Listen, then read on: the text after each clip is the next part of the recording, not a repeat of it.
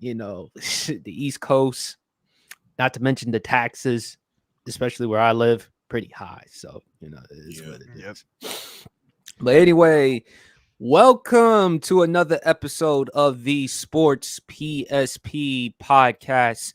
I'm your boy Sports PSP. Hope everyone's enjoying a fantastic Friday. Hope everyone is having a great day, coming off a great day at work, enjoying the rest of the weekend.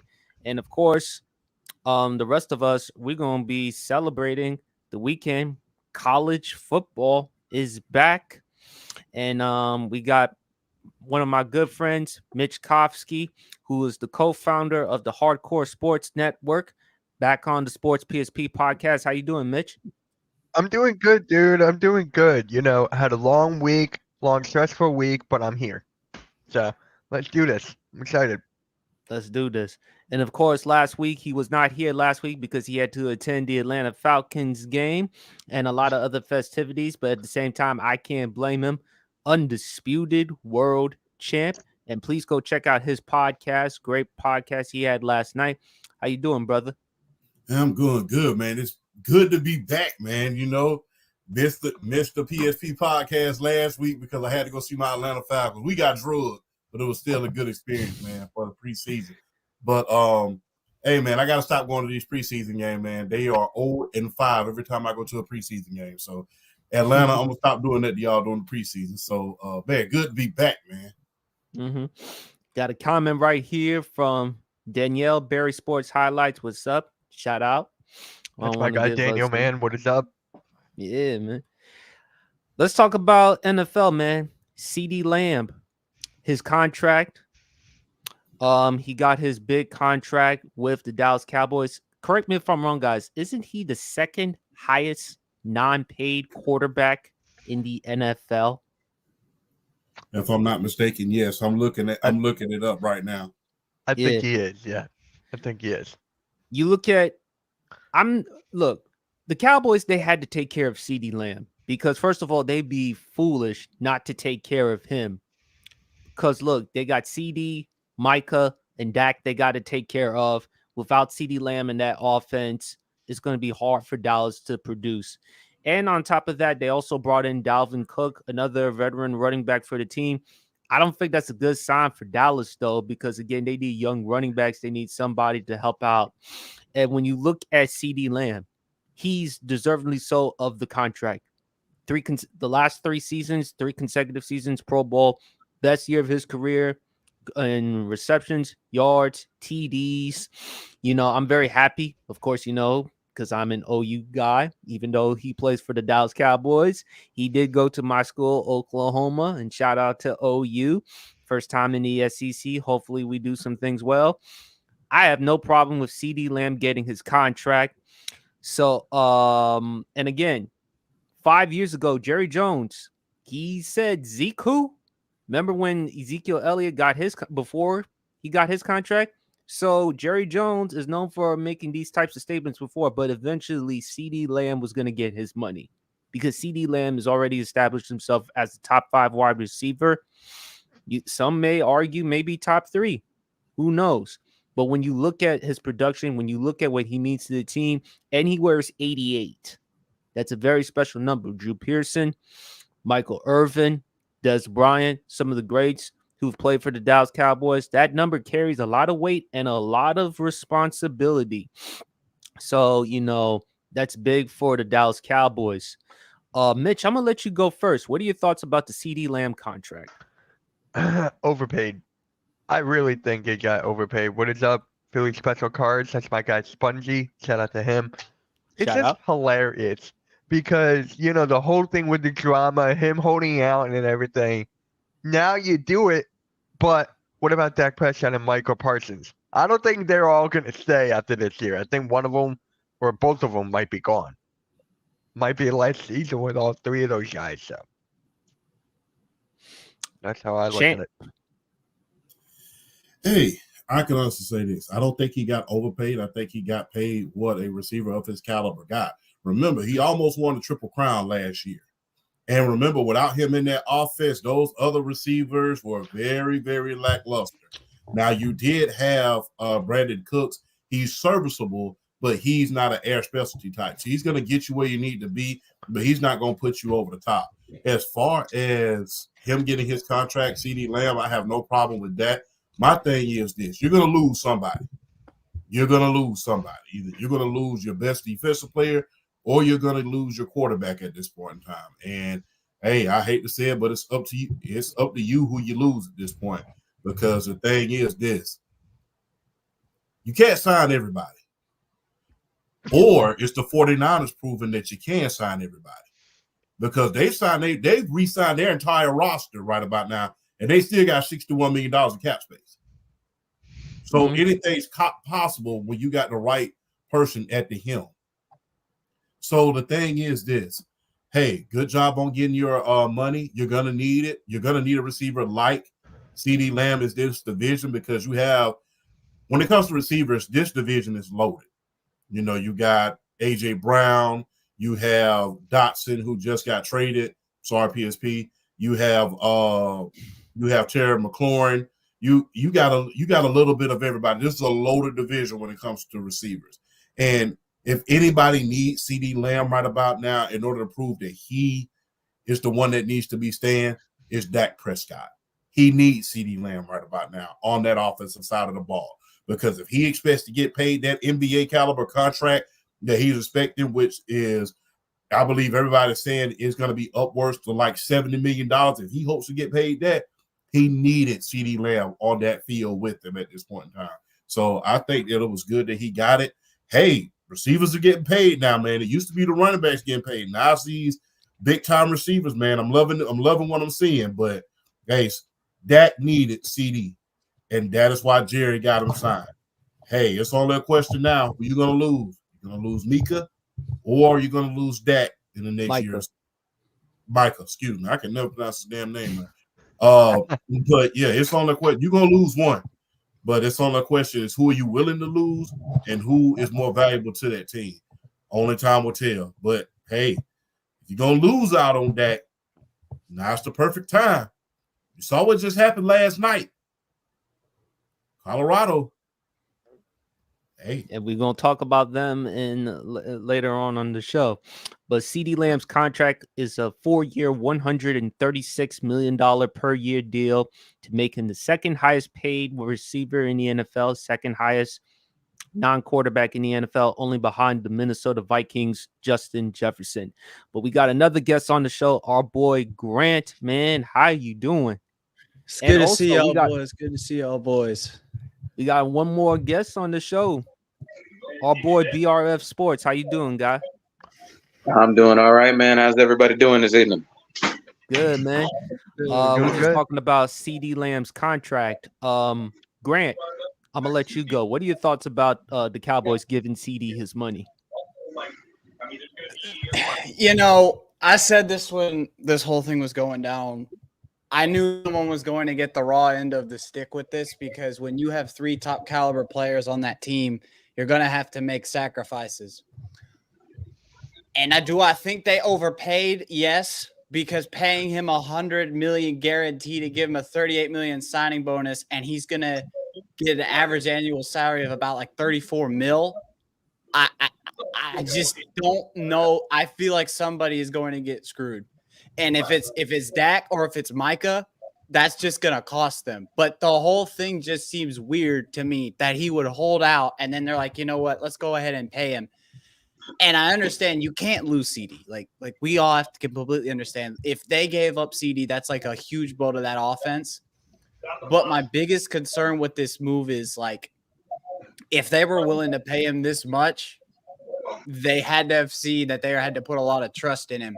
And my biggest concern is, if this move doesn't work, I believe that this move is going to work fine. I think it's too much, because I think the risk is not worth the reward, because I feel like Dallas is in a situation where you have 3 top caliber players, and you're essentially now in a position where you're going to have to basically throw one to the wolves. And I don't like that, because I feel like, even though I feel like the game is moving towards highly more offensive rated players, it's going to feel bad. In my honest opinion, I think Micah's about to get the raw end of this deal, and he's going to be gone. And because unless they extend Dak, which I have a hard time feeling like they're going to do unless Jerry Jones has like some sort of epiphany,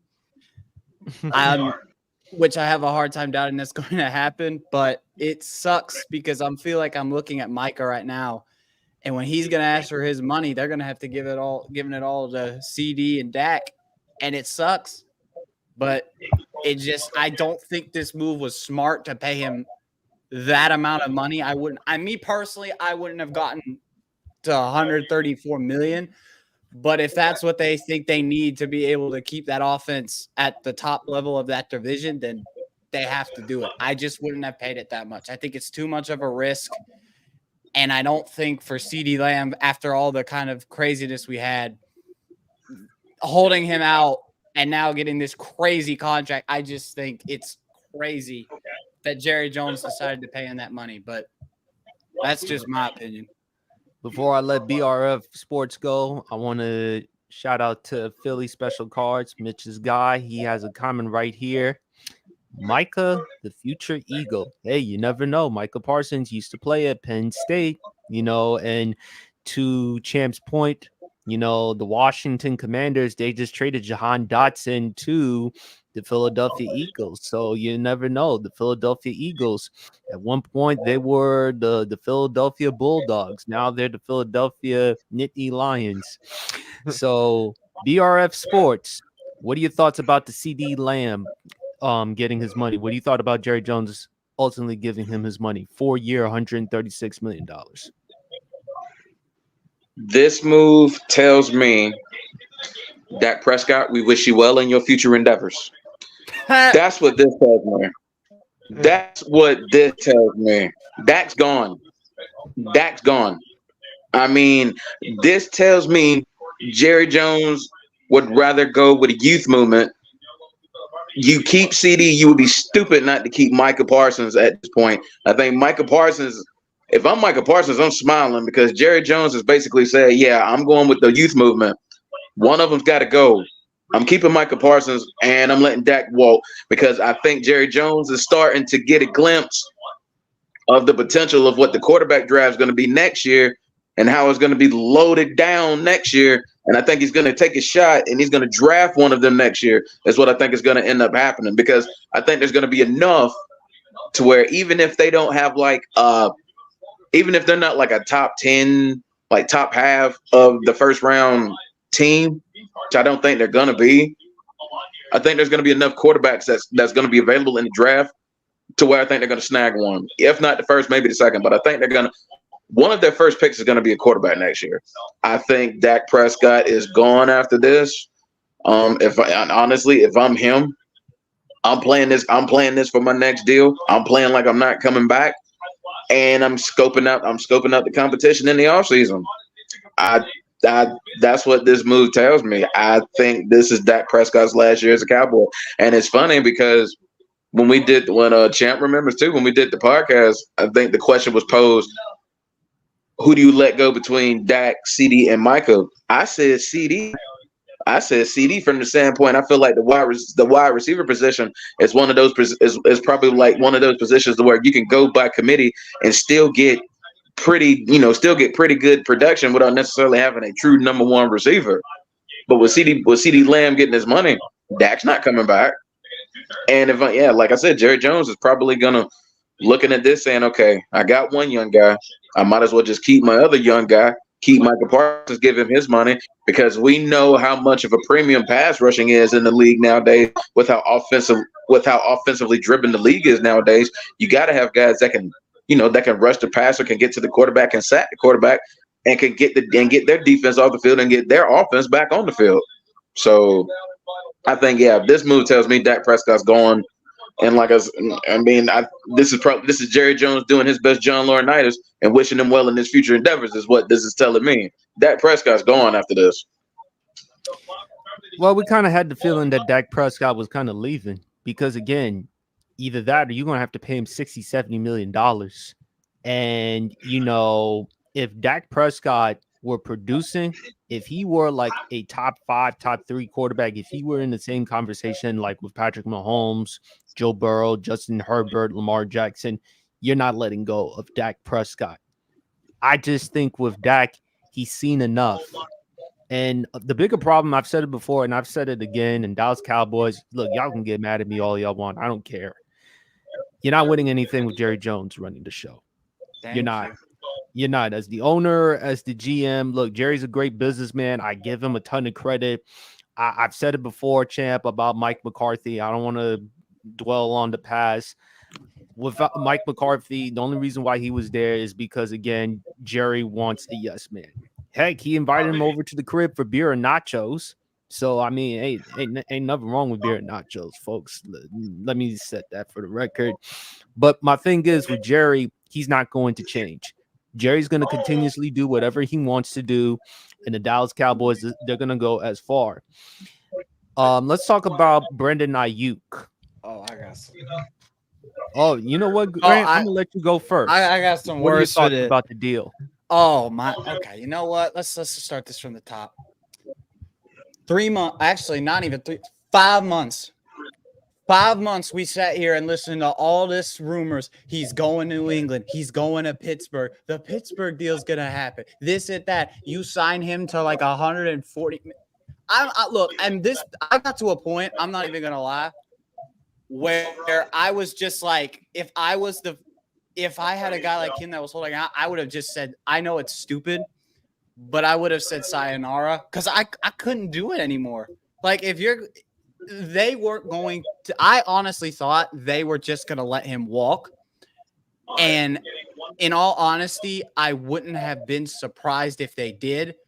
But the fact that they paid him a $12 million contract for 4 years, and he's gonna get like a heck of a lot more than that. Excuse me, not 12 million. I'm losing my mind. 120 million, 76 million in guarantees. It's insane. And look, I think they need Brandon Aiyuk because I think that he is one of their key pieces on that offense that they absolutely need. Like, I'm not gonna sit here and act like he's not. He's one of the key pieces. I didn't realize I would not have gone down this route. I understand you had to pay him, but the fact that you paid him that much money is insane because now it's making me ask if this is how much they're going to pay their wide receiver, like, what are they going to do with Brock Purdy? Like, I'm just saying, like, you have to think about it. If they're paying Aiyuk $120 million after holding out for 5 months, what do you think they're going to do when Brock Purdy contract comes around? It's going to break the bank and be the highest QB contract in NFL history. I swear. It's going to happen. If Brock has another season like he did last year and when his contract runs out, I'm telling you, they're going to break the bank. And I'm not saying that this is a bad move because, again, like I said, and I feel like I'm repeating myself, you can't really – that offense doesn't function as well as it does if you don't have Brandon Aiyuk. I just thought it was going to be he was going to go to Pittsburgh. And if he went to Pittsburgh, there was even speculation that he would possibly go to Washington just because to reunite with Jaden Daniels. And I'm like, that wasn't going to happen. Yeah, that's never going to happen. But all honesty, like, I'm glad they finally got this settled because I'm tired of opening up Twitter every day and having to see some other random Brandon Aiyuk rumor. But it's crazy that they paid him $120 million. So, I mean, this is going to be – I'm glad they got the deal done, but 5 months of holding out for this, it feels like it's like you're seeing this right now, and Jamar Chase is probably sitting there stewing over it.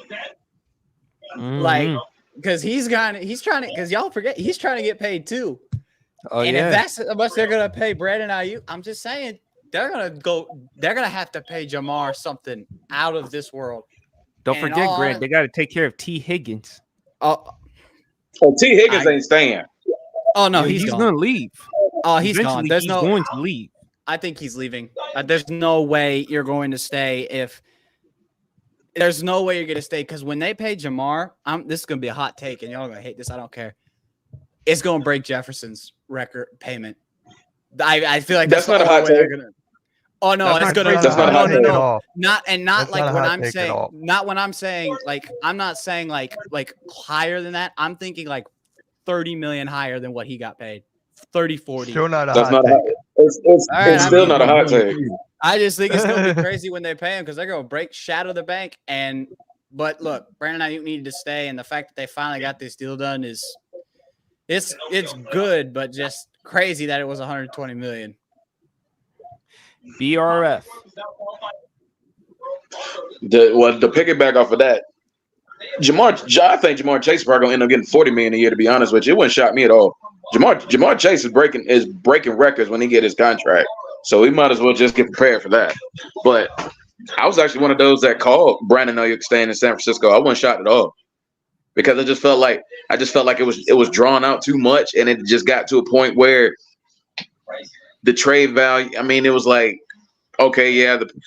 The one thing I heard that was interesting was I think what came out about I think what the Broncos were willing to take a third for Cortland Sutton or something like that.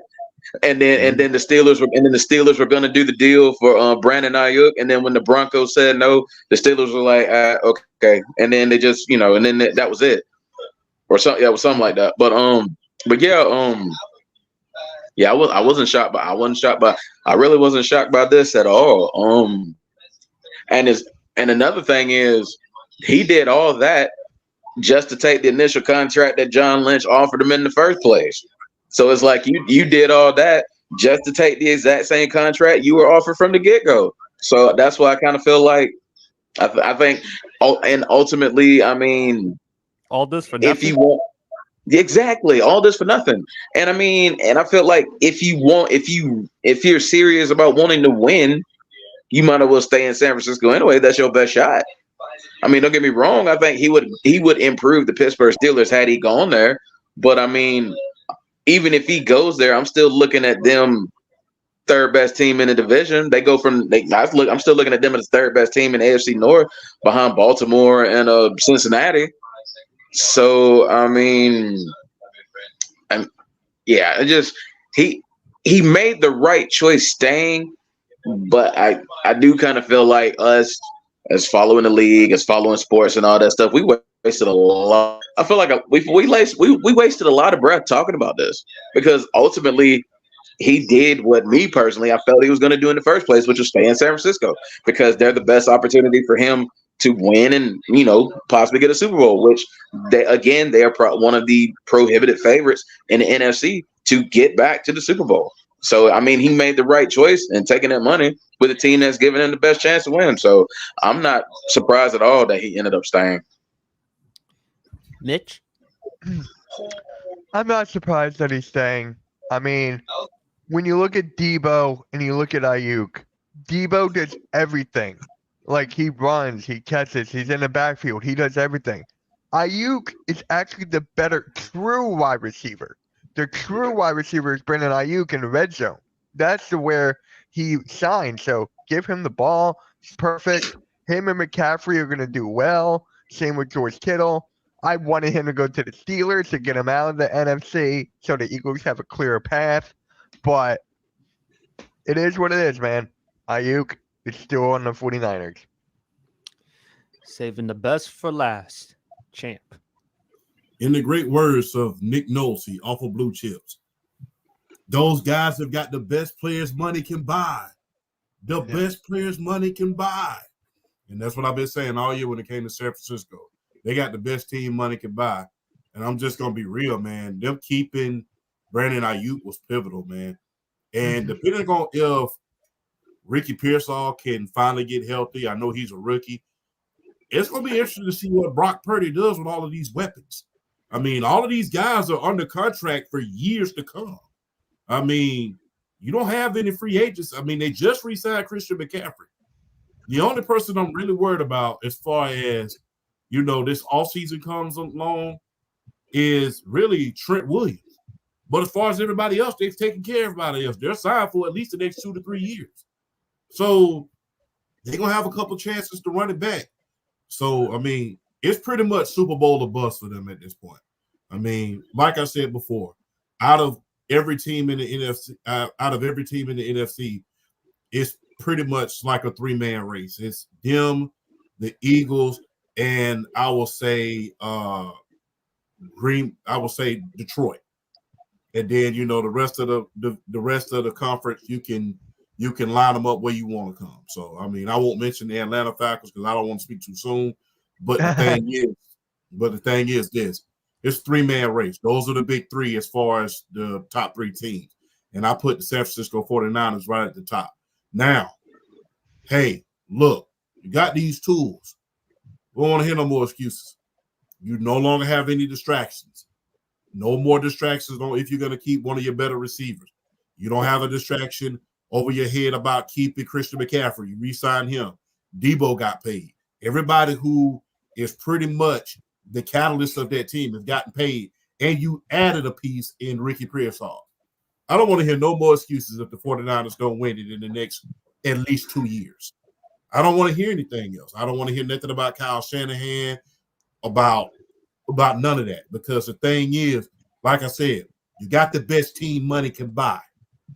The only team that's outspending you when it comes to these players is the Cleveland Browns. And the sad thing about that is they still got damn near $30 million of cap space left. I don't know how John Lynch does it. So, Super Bowl or bust. I'm just going to try my best. I promise myself, look, I'm on my second DiSerrano right now. Brandon jinxed me. I told him we weren't going to get Brandon Aiyuk. Brandon, the only reason I love Brandon from the block, shout out to Brandon from the block. He kept thinking that Brandon Aiyuk was going to go to Washington to reunite with Jaden Daniels. That wasn't going to happen because we already took care of Terry McLaurin, and he's our number 1 wide receiver. Brandon Aiyuk, if he would ever go to another franchise, he would want to be a number 1 wide receiver. I thought Pittsburgh would have been a great location for him because, look, they have Justin Fields and Russell Wilson there.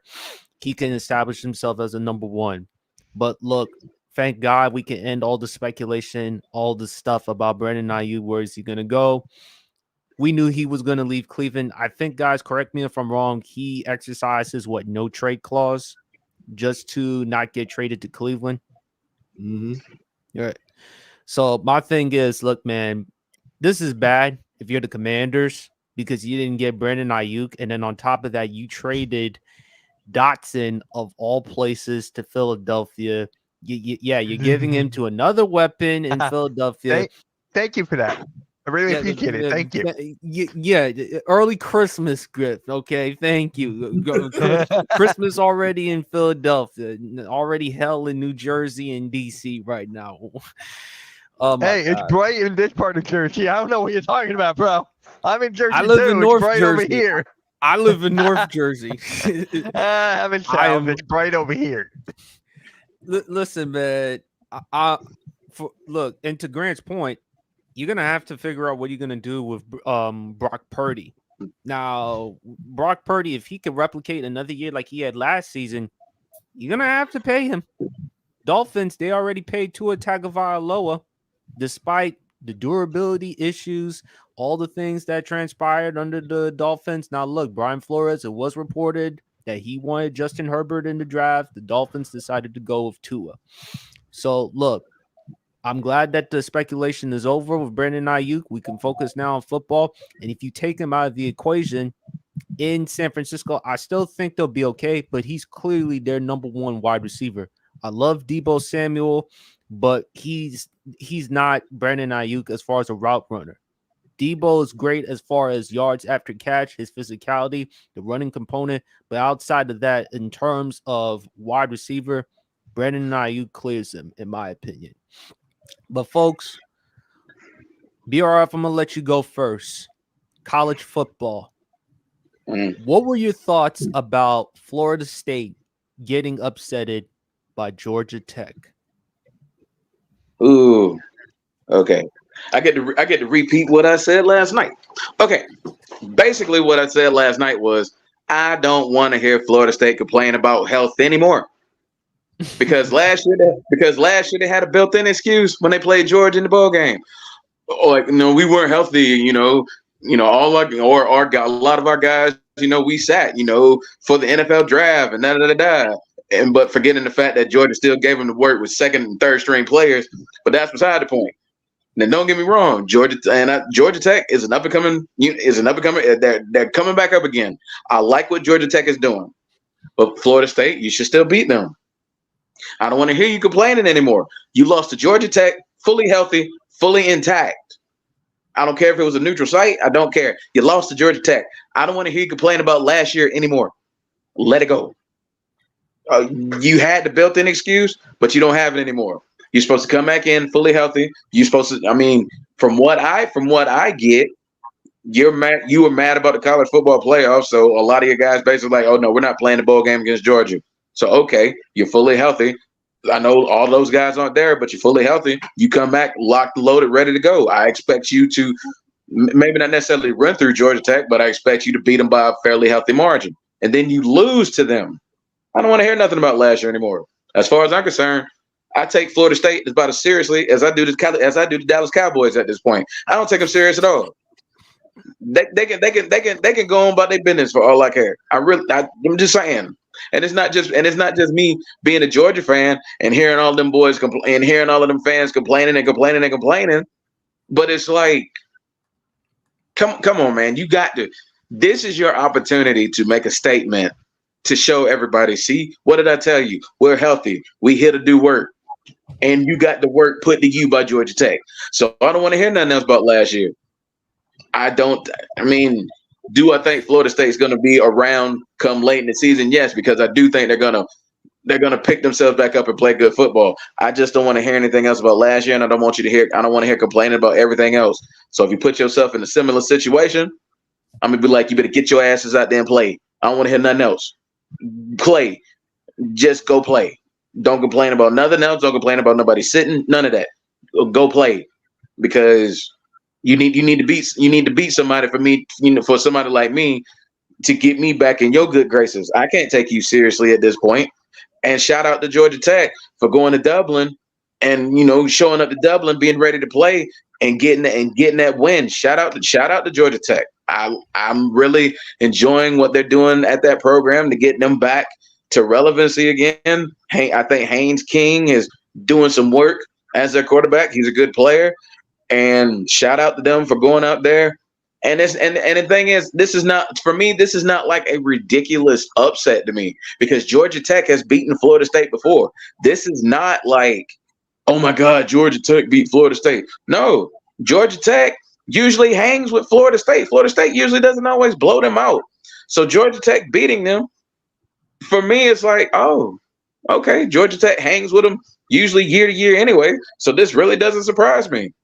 But from my perspective, as far as Florida State being wanting to be a powerhouse, leave last year. I don't want to hear Florida State complain about nothing else. You got to take this L on the chin, get up, and keep it pushing. So it is what it is with them at this point. Mitch? Yeah, exactly what he said. I mean, Florida State, I can't take them seriously. I can't. That's basically it. Next. And I'm coming from a Michigan fan, so I just want to get on to my game tomorrow. Shout out to Michigan. Other than Oklahoma, Michigan is another school that I love too. Grant. This is probably one of the reasons why I love college football. Because out of everything that we saw in this game, who would have thought Georgia Tech would walk into Ireland and beat Florida State? First things first, I don't want to hear this thing about DJU being good. I got nothing wrong with DJU, but just if he couldn't throw that whole game, if you watched it, he couldn't make a pass past 10 yards if it wasn't a slant route past 10 yards. I'm sorry. Georgia Tech's pass defense shut him down a majority of that game. And I give credit to this because they did exactly what the coach said, rang the dang ball, and that made Florida State have to play very cautiously. And when they got into the end and their defense completely fell apart, Georgia Tech managed to win. And I completely agree with BRF. Don't send me this huge sob story about how y'all got robbed out of the playoff. Go out there and play. You're Florida State. We're acting like Florida State wasn't this back in the 2000s and the 90s, weren't this like disgusting program who were wiping college football. It's like the problem is with Florida State right now, because of one thing that happened. They didn't feel like it was going to be competitive, and they claim it was a robbery. Let's just rip the Band-Aid off now. And I want all the Florida State fans to look me in the eye when I see this. You know damn well that if you played Michigan in that college football playoff game, y'all would have gotten beaten by 60. And don't you dare lie. Because you know it, and we all know it. And I get it. It sucks because I've been on the end of that, and it hurts. But you have to move on. You can't sit here and complain for months on end about how it's this revenge tour and then get into the first game and lose. Now their season's technically not over because, the playoffs expanded and they still might have a chance to get in. But I completely agree with BRF. You cannot complain to me for months on end that this team is this powerhouse and y'all got robbed and it was unjustified and then go out here and play like this. That completely destroys this logic of what y'all had for this season. And for Florida State, I don't think their season's done. They have a bunch of tough games on their schedule this year. I think their toughest is going to be Notre Dame and South Bend. Because if Notre Dame, I have my thoughts on Notre Dame. We'll probably get into later. But look, with Florida State, this was a tough way to start your season. You have to climb out of a hole now. And with the playoff expansion, I don't think their season's done. I think they still have a chance to get in it, but this is not the way you want to start your season because now you have to dig your way out of a hole. That's going to be even harder with your schedule this season. So, I mean, for Florida State, man, that's just it's just the worst way to start off a season. And I don't feel bad because y'all should have, if this was as easy as y'all said y'all was going to be, y'all should have beaten them completely fine, but y'all completely sold in that second half and let that run game walk you down. But I digress. Champ. Hey, man, I was so happy to see that upset, man, because I heard all the Florida State Seminole fans talking about we should have been in. We should have been in. And I'm not going to lie. I was on their side. I think that, and, because their defense was hell on wheels last year, I think given the chance, I think they should have gotten the chance. But now, that time is over. And for you to go out there just lay an egg like that and not play your best ball against Georgia Tech right now and not take anything against Georgia Tech, they're the other school in Georgia, but not taking anything from them, you let them not only beat you, but beat you. I mean, they ran all over you the whole game long. And for you to be a number 10 team and just get, the score doesn't necessarily tell the story with this game. It doesn't necessarily tell the story because they was gashing them in the running game. And, for that to happen on week 0 when you're supposed to be ready, you're supposed to be a college football playoff team, and you're just out there. I mean, hey, you made all that stink last year about you're supposed to be in. And the fact of the matter is you wasn't the first team that was supposed to be in and didn't, and you won't be the last. Trust me, before it's all said and done, there's going to be some controversy with this 12-team playoff, and it's going to end up extending again. So guess what? You're not the first team to be left out that had a case, and you're not going to be the last. But I will say this. Georgia Tech, I like to see you win, and you from my state. But remember, in the great words of Snoop Dogg, you still a flea. We the big dogs. So keep that in mind. We'll see you in a couple of weeks. All right. I was shocked though. To be honest with you, unfortunately, I wasn't able to watch the game because I had to work that day. But Grant, you brought up a great point about the Florida State quarterback DJ Uiagalelei. Early on, I tried to like this dude because 6'4", 250, strong arm. Dude just isn't it. And he hasn't lived up to the type of potential that I thought he could have. But so far, he hasn't. And this is pretty embarrassing for Florida State. I mean, this is not how the way you want to start off the season. Eventually, look, only time will tell. They still got some plenty of good games. You mentioned about Notre Dame, Grant. Do you want to go on further with that, or? No, all I'm gonna say is this with Notre Dame. Look, I'm a Notre Dame fan, and my thing with this season is we have this is probably the hardest way we have to start our season. We got to go play A&M in College Station. I don't know if any of y'all have been there. I've been to Texas A&M. Oh, it's packed, and Johnny I was there. I was there the night they beat Alabama. I was there the night they beat Alabama, and I can credit this for the fact that when I say that place gets loud, it gets loud. And my biggest worry about it is this offensive line. We don't have Joe Alt. He's gone. And we have the right guard and the left guard are both young offensive rookies that are just getting their first starts on an actual game.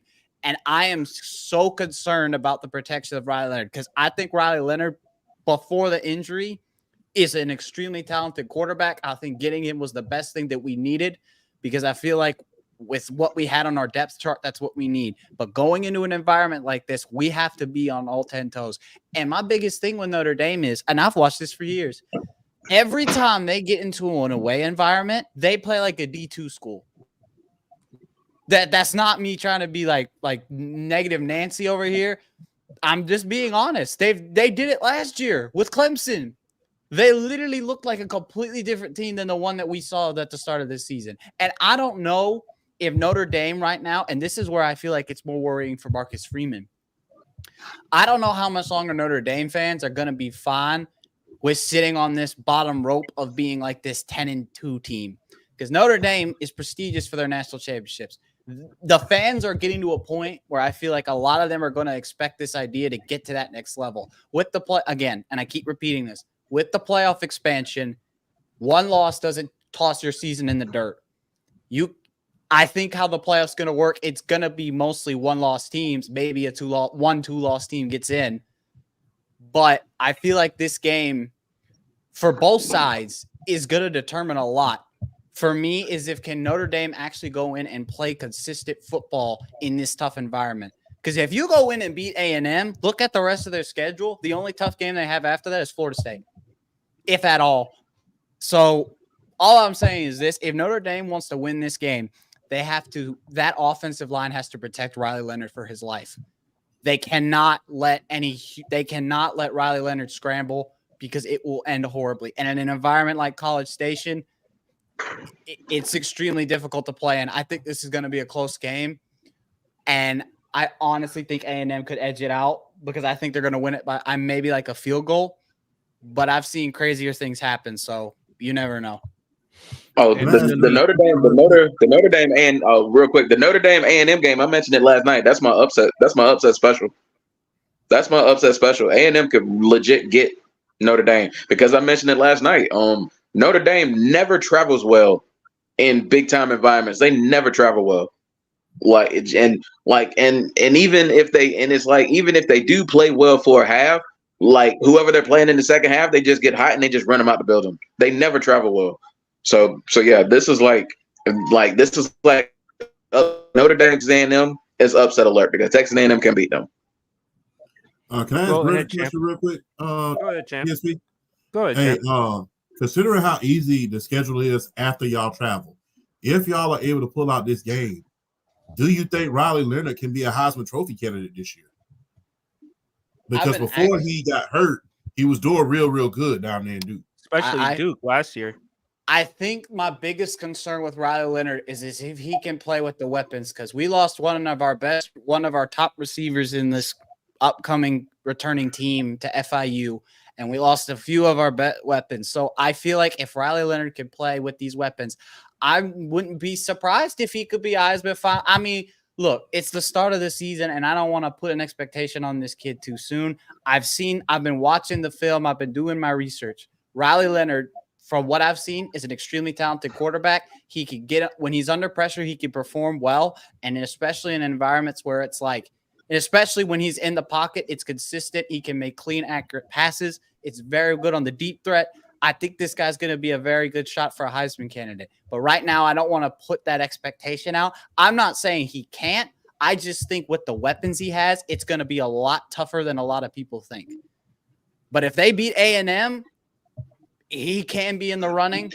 But with us, the season's going to change. And my biggest concern is with the injury he had. Is he going to be the same player? Because we have to understand, he got hurt on literally the last play of the game against Notre Dame when he was at Duke, and it killed his entire season. And my biggest worry is, can he come back from that injury and be somewhat of that same player? That's the thing that worries me too. But to answer your question, hopefully yes. it's just going to be hard with these weapons we have because I just don't think – I think especially with what Riley Leonard is used to, it's an upgrade.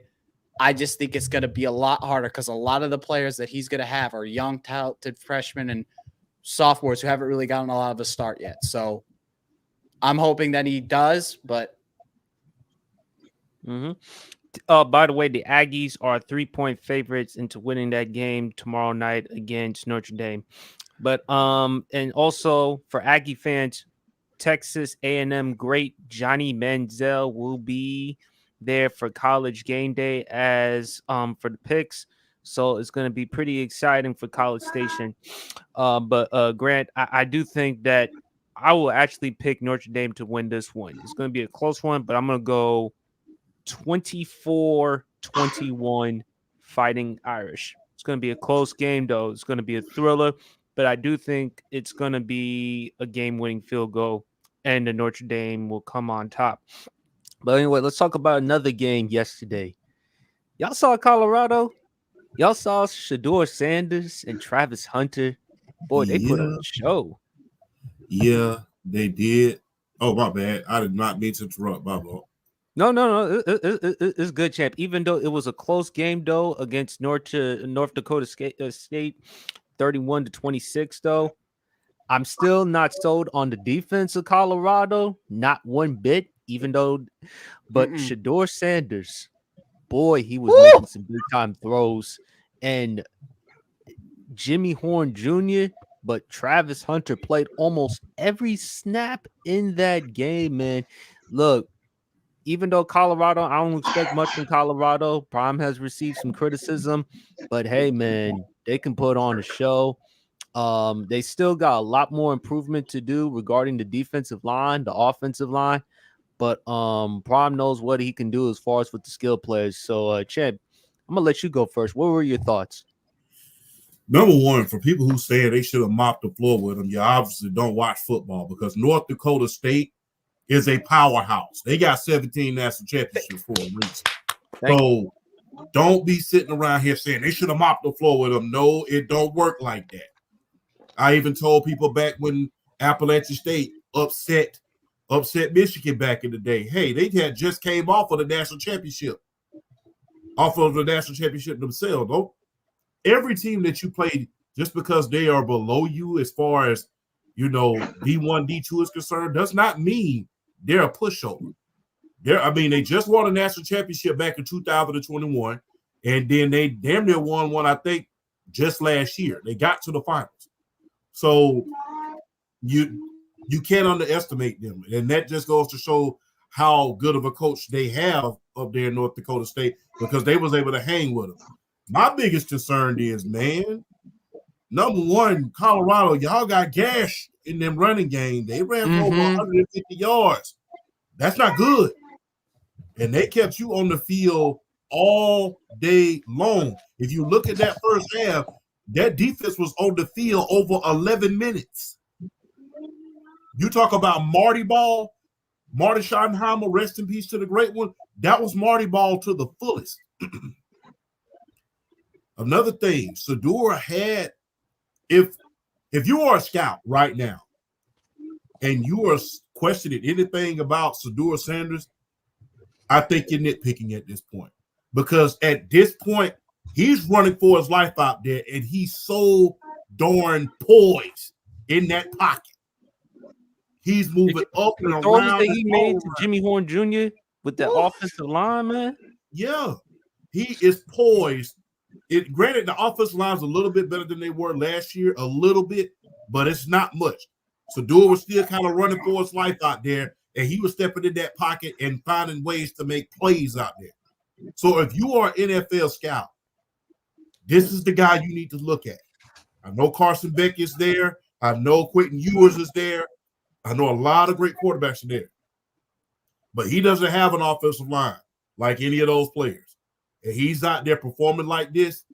That is nothing short of amazing. Hey, look, don't be surprised if, and I'm going to say this is a big if, and this might be the hottest take I ever had ever. If they can manage to kind of eke out like 8 games, don't be surprised if you see Shedeur and Travis Hunter up there in New York at that Heisman podium, as Heisman finalists, because I can see them making a lot of noise, because I believe at the end of the year, they'll have the stats, but will they have the wins in order to back up their stats? Because, the Heisman committee, the last time a person had a losing record and won the Heisman was Paul Hornung back in the day. No person had a losing record and won the Heisman since that time. So, hey, if they can eke out 8 wins, and that's a huge if, considering, that offensive line, that defense. Because you're not going to outscore every team. You saw that with USC last year. If they can eke out 8 wins, don't be surprised if you see Shedeur Sanders and Travis Hunter in New York as Heisman finalists.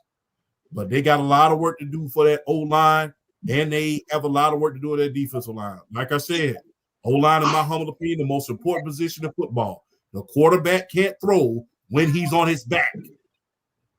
So y'all got to do some pass protection schemes or something to protect that young prospect, because not only do you have to go to a bowl game this year, but you got to worry about that young man's pro career. Thanks, PSB. Anytime. And for those who may not know who Paul Hornung is, I'm reading it right here. Regardless of Notre Dame's 2-8 record, Hornung won the Heisman Trophy back in 1956, nicknamed the Golden Boy, who can do it all: run, pass, block, and tackle. For context out there for our younger audience. BRF, what were your thoughts about the Colorado game? Shout out to you guys for for letting the people know that North Dakota State is nothing to mess with and nothing to play with. They, how Champ like to say, they ain't new to this, they true to this. They've been doing this for a while. They're not to be messed with. So I was not surprised at all that North Dakota State gave them a game. And we talk, and us saying that we're not sold on Colorado's defense is like the understatement of the night, because their defense is just bad. Their defense is bad, and in particular, they can't get a pass rush. Their pass rush is god awful. They can't rush anybody, and then add on top of that the way they were just running. It was kind of like Georgia Tech in their running game against Florida State. They dog walked them. They dog walked them in the running game. So he's had a hard time though. They did too, but I always feel like with the defense, it starts with the run, because if you're running the ball, if you're running the ball, you're getting that defense in a situation where they have to think, and you're slowing down their pass rush. And if they're not rushing, that quarterback's got plenty of time to pick any secondary apart. But boy, man, if I'm NFL scouts, I'm looking at Shedeur Sanders and Travis Hunter, and I'm licking my chops, because those two are going to be forces to reckon with. They're going to be forces to reckon with when they make it to the NFL. Let me tell you something. Jerry Jones probably watched that game last night, and he's probably thinking, "Damn, boy, I'm glad I'm not about to pay that, because I got Shedeur Sanders that's going to be right there." And his crazy mind, he will literally. I guarantee you, Jerry Jones. It would not shock me if Jerry Jones would try to literally trade up to get him. Jerry Jones has that type of mindset, because he sees Shedeur Sanders and he sees box office. He would try to trade up for him in a heartbeat. I legit think he would. But honestly though, Travis Hunter is just, I've been in awe of Travis Hunter since I first watched him, like his high school tapes. And then, seeing the fact that he was willing to go to Jackson State with Dion and still put up the type of, still do the type of work that he did at a school like Jackson State, and then go to Colorado and just nothing changes. The dude is just all world, arguably the best player, regardless of position, in all of college football. The dude is that legit. He's that talented. I mean, he's like dark horse #1 overall draft pick type good. Travis Hunter's built like that. So Colorado's got to do everything in their power to make sure those boys are being able to make plays. But God, they seriously, I'm with y'all. They need to do something about that offensive line. That way, Shadur Sanders can do what he did last night, or at least like really good averages, like from a week to week basis, because the dude's got serious talent, and he definitely the poise he showed last year behind that offensive line, and then bringing it into this year, knowing he's got no protection to still put up the numbers that he's putting up is just nothing short of astonishing. So I really hope Dion needs to really look at that and get with his coaches and just find something in this game plan and the schemes to alter, whether it's more bootlegs, more rollouts. Just do something to protect him, to keep him from getting lit up. He's really got to look at something to really adjust his game plans, to really make sure Shadur is staying on his feet, to be able to make some of the throws he's making. I knew he could play, but like it's the arm talent. It's like it catches you off guard. Like the man's got arm talent. It kind of catches you off guard. You don't realize how much arm talent he has until you see him in the game and he's throwing the ball. Exactly. He's way more mobile than people give him credit for, and he's got way better arm talent than people give him credit for. That's why a lot of people are kind of like high on him coming up in the NFL draft. So Dion needs to really sit down with his coaches and really make some adjustments to make sure that he keeps him on his feet. Because I seriously think a healthy Shadur Sanders with competent offensive line play, it doesn't have to be great. It just has to be competent. Can get you at least 7 or 8 wins. Like get you 2 to 3 wins in improvement from last year to this year. So Dion's really got to do something to really help him, help the offensive line being able to just look competent. That way Shadur Sanders can go out there and do his thing from week to week. Well, Prime has connections and he has resources, and he's getting the great Warren Sapp to help out with the D-line. So I kind of like that aspect. So Prime's got to do something. Mitch, are you still there, man? Mitch, there we go, man. I'm still here. Good, man. What were your thoughts about the Colorado game? Travis Hunter's a dog. He is a dog. I just can't wait to see what the rest of the season holds for him. And if Primetime can get him in the right positions or whatever, he could go down as one of the best college football wide receivers this year, if all said and done correctly. So, the guy's a dog. BRF, you and Champ. This is the last college football topic, and then we're gonna move on to something else. You and Champ, y'all both UGA fans. Y'all got Clemson tomorrow. What are your thoughts about that game? Georgia should beat Clemson, but Georgia better not sleep on them, because they're already okay. Because there was a clip of one of the Clemson players. They had asked him, like, how does it feel going in there being the underdog? And he's like, oh no, we're not the underdog. And I was just like, okay. Don't sleep on them, because they're coming in this game with confidence. I mean, this is Clemson. I mean, they've been, even though they haven't won a national championship in a while, they are like at the top, whether it's recruiting and, going into the season, playing well, playing good football. But I say this, if I'm Georgia, I look at that clip and I'm thinking to myself, you're not the underdog. Look, there are not okay. There are two. I feel like there are like a few places in college football that I don't want to place. I don't want to see certain teams as far as like their home environment. I feel like Mercedes-Benz for Georgia is almost as bad, if not worse, than Sanford Stadium. You get the Georgia Bulldogs and Mercedes-Benz. They're just like, you might as well just bring the whole state of Georgia with you. Yes, they're a whole nother level of grimy in Mercedes-Benz Stadium. You don't believe me? Ask Oregon. They're a whole different level of nasty in Mercedes-Benz.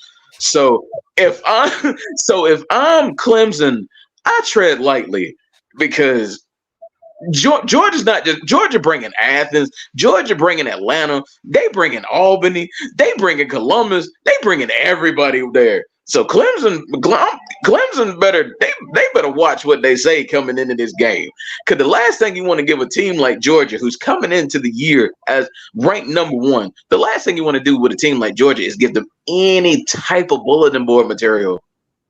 Because I was thinking, okay, this might be a close game. Georgia might dog walk them. Because you don't want to give a good team like that any type of material, any type of added fuel or motivation. And the thing is I don't even think they might not even have Trevor Etienne for this game, like with his troubles and stuff. I don't think they're gonna have him for this game. But if there's one thing Georgia, if there's one thing they're always able to do. If there's one thing the University of Georgia is always able to do is keep running backs. So, okay, no Trevor Etienne. Okay, we're gonna reintroduce you to Branson Robinson. And if you've seen Branson Robinson, I'm telling you right now, the dude looks like a dark version of Thor. Okay, the dude is a monster. The dude is humongous. The dude is huge, but yet he is still. When I saw him in that his freshman year when he got time and like garbage time blows and stuff like that, to be as big as he is, he's shifty. He's got good footwork. He can run. I'm telling you, man, George. I was on the line if it was going to be a close game, because I just feel like for a game like this, I mean, it's not like Clemson's that far from Atlanta. They're going to bring fans. So, I mean, they're going to show up and they're going to play. But when I saw that clip, I'm just like, man, y'all can't say stuff like this during Georgia week. Georgia, it went from being a close game to Georgia just might dog walk them. Champ. What's that coming down the track? It's the Mean Machine in the red and black. I'm just happy that Georgia's back. Hey, man, look. Playing in Mercedes-Benz, man, that's just Georgia's second home, man. Athens is the main house, and coming down to Mercedes-Benz kind of like going to your aunties, man. You're still gonna eat good, you're still gonna fill up your belly, and you're still gonna lay down and sleep real well. And I think that's just what's gonna happen to Clemson. Look, if this were a few years ago, I would say this is gonna be a dogfight. And the main reason why we're not saying that it's going to be a dogfight now is because of one person and one person only, and that's Dabo Swinney refusing to evolve with the game.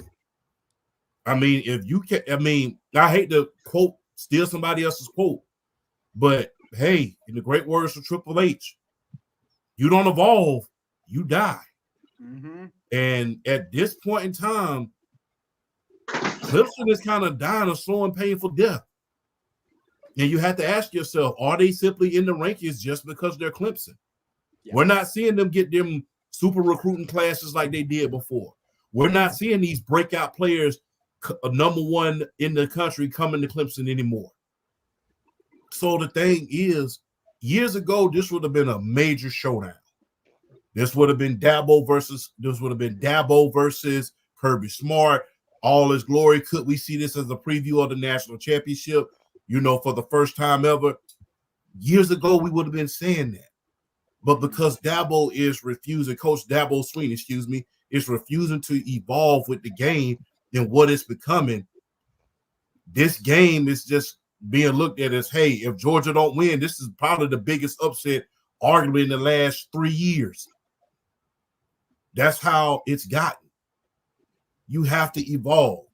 I'm just going to be real. People criticize Deion Sanders, but the thing is, hey, all the criticism that Dabo is getting, he deserves. You have to evolve. The thing is, we don't want to go into the transfer portal. Well, guess what, man? Look what the transfer portal got LSU. Look what the transfer portal has done for Ohio State. They got one of the they got Quinn. They went and got Quinshawn Jenkins down there from Ole Miss, and guess what? They have a potential to go ahead and be the highest and be one of the high scoring offenses right now. So the thing is, every school has caught up. Even Coach Harbaugh last year, he caught up to it. It's time for you to catch up. So the thing is this. Hey, do I expect to be close in the first half? Yes. Main thing that I'm concerned about is Coach Bobo. Is he going to let this offense sputter like he did last year and play down to the competition? That's my only concern. Because last year he did that a lot and the offense sputtered. And as you saw, when we start playing better teams like Alabama, the offense stayed at that level and we didn't rise above the competition like we were supposed to. We forgot that we could beat Alabama. But the thing is this. If Clemson comes out here and puts up a good fight, I will be surprised. But guess what? Georgia's taking it this week, man. And Coach Sweeney, look, I'm a fan of yours. Seeing what you did with that program coming from Bobby Bowden's son, Tommy Bowden, and what you have done with that program, it's amazing to see. The guys who you put in the program, the Deshaun Watsons, the Trevor Lawrences, the Sexy Dexies, all those guys that you put in the NFL, I applaud you. But it's time to evolve. Hey, evolution is inevitable. And if you don't evolve, you get left behind. So, Coach Sweeney, man, evolve. It's time. Leave all the old ways back. The thing about the good old days is they are just that, the old days. It's time to evolve, Coach Sweeney. Grant or Mitch, who you got for the Clemson UGA game? I got Georgia. I'm gonna be honest with y'all. Before I get into it, I wanted to say this quick thing about Colorado. 3 things. 1, put some respect on North Dakota State. They won 17 national championships and they dominated the 2010s. 2, Travis Hunter right now in my eyes is going to be, or if not already, one of the best players in the nation. 3, that Colorado defense still isn't what I need it to be. It has to be better if they want to be able to compete in the Big 12. That's all I have to say to keep it short. This game isn't close. I'm sorry, and I know I could go on in a long tangent and spiel about this isn't close. Clemson has refused to adapt for years. Dabo Sweeney has refused to enter the portal, and after we've said multiple times, you have to evolve in college football. As much as I believe sometimes that the transfer portal is doing a little too much to kill the sport, you have to do it. There's no way you're going to be able to be a top national championship contending team and not use the portal. And I understand why. Yeah, Dabo's doing it because of morals and stuff. Excuse my language, and it's going to be so bad. Fuck your morals. Fuck your morals, man. You're freaking Clemson. Like, this is – you guys in the 2015 past were one of the most dangerous teams in the country, and y'all had to deal with these 5-loss seasons. Like – you have to change. This year, in my opinion, Georgia is dangerous. Like, this is like the same Georgia team we've seen the past few years. And the only reason they didn't make the playoff last year was because they lost to Bama. That's the only reason why. And how do you think that's going to respond to a Georgia team this year? Carson Beck's in this squad. Carson Beck, I think, is one of the best SEC QBs right now in that conference. This offense, even regardless if ETN does not play, is this loaded with talent.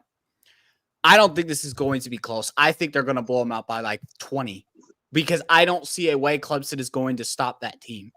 And plus, like we said before, Mercedes-Benz Stadium is literally Atlanta's second home, except you're just putting the whole state of Georgia in there. Quavo may be at that game. He might be. And at that point, I'm just saying right now, Clemson has to evolve, and I don't think they're winning this game. And it's not going to be close like a lot of people think. But here's the thing, and I'm going to say this right now. If Georgia loses, it's the biggest upset of the past 4 years because you're not going Champ's going to have a lot to say about that. If they lose this offense, because Champ, I've been doing my research, this offense is stacked enough with talent. There's no way you guys aren't going to be scoring at least 5 touchdowns in this game with that offense alone. Y'all, they're not this, in my personal opinion, this isn't close. But I'm not going to be surprised because the one thing I've always said about college football, expect the unexpected. Because we always say this about teams that we think are going to lose. And they come for some reason, these teams decide to play like they're the best team in the world and they pull off this huge upset.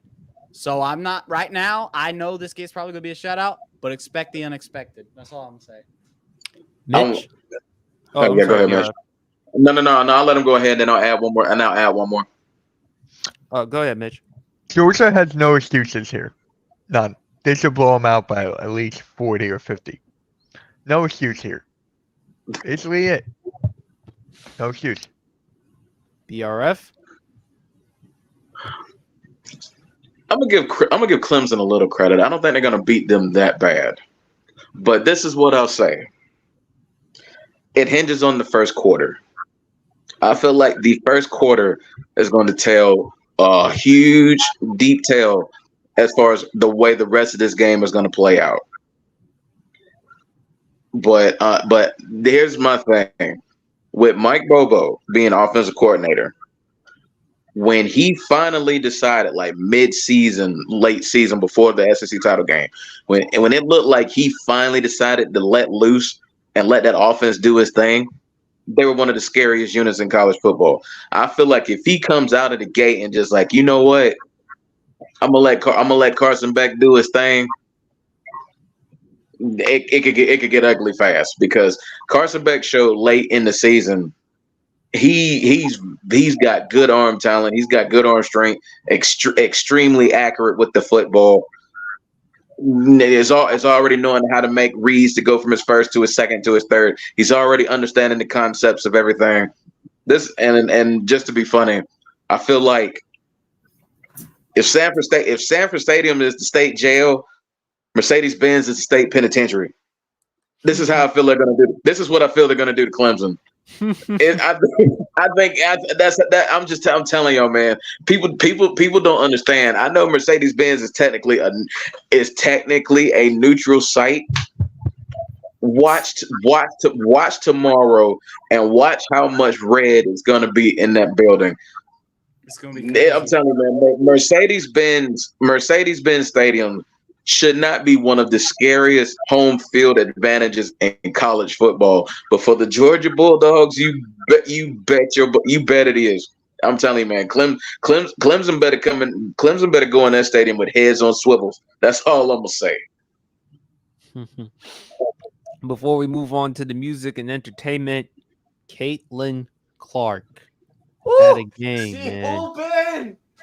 31 points. By the way, a career high. 12 assists, 4 rebounds as the Indiana Fever defeated the Chicago Sky 100-81. Quick thoughts, Good God, guys. they beat them that bad? Yeah. Beat them like they stole. They did. Wow. Beat them like they stole some. Remember Kennedy Carter? She didn't play this game. She's in safety protocol. You know. Oh my God. All their scoring with Mabry being traded in the middle of the season, and Kennedy Carter not being, being that wing that they could depend on from some reliable scoring. You had to depend on your bigs at this point, which is Cardoza and Angel Reese. Scoring is not really their game at this point in their career. So I'm just being real. I mean, they're going down in the rankings as far as playoffs. They still ahead of the Atlanta Dream. They're going to sneak in by the skin of their teeth on that last seed. But Rookie of the Year race is over with. I'm just being real. We all love Angel Reese. I'm a huge fan of her. But the Rookie of the Year race is over. And I think that double-double streak lost its – I think that whole double-doubles, it lost its luster once the streak was over. And once you fell out of playoff contention, once you start falling in the standings and you start falling out of playoff contention, then it starts losing its luster. But, we did bring up one thing last night, BRF. And BRF, to his credit, fought me on the end of this, man. Look, don't be surprised if they go up, because they're 2 games behind the defending world champions in the Las Vegas Aces.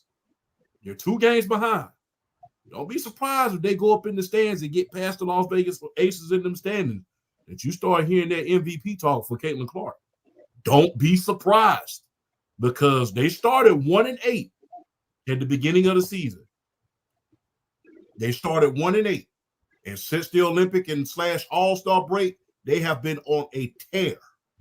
They have been on a tear.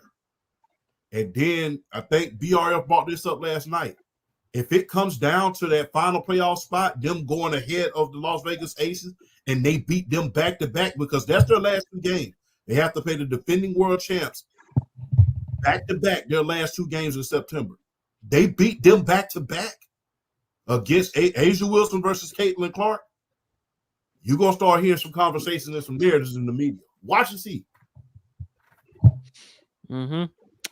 Fellas, any comments on Caitlin Clark before we move on to music or entertainment? Or what's up? Change that ranking. Go ahead, bro.